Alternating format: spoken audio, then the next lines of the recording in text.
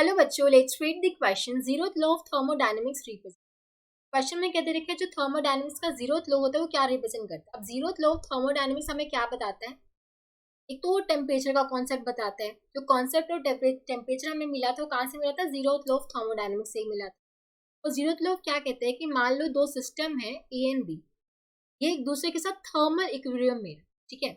और दो सिस्टम, एक और सिस्टम है बी जो कि थर्मल इक्विलिब्रियम में है सी के साथ, ठीक है. इन दोनों के बीच थर्मल इक्विलिब्रियम. तो जब ए और सी को आप कांटेक्ट में लाओगे तो ये भी एक दूसरे के साथ क्या होंगे, थर्मल इक्विलिब्रियम में होंगे.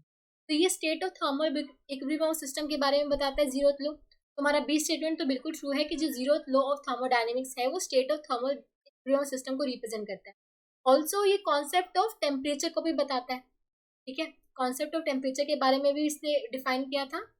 तो जीरोथ लॉ हमारा कॉन्सेप्ट टेम्परेचर और स्टेट ऑफ थर्मल इक्विलिब्रियम के बारे में बता रहे हैं. Heat is a form of energy, नहीं, इसके बारे में नहीं बताया था.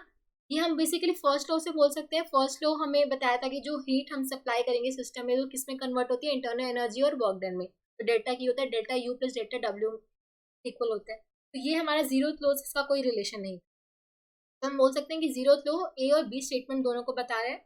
ए and B are correct. Option 1 will be the correct. I hope आप सबको समझ आया होगा. Thank you so much.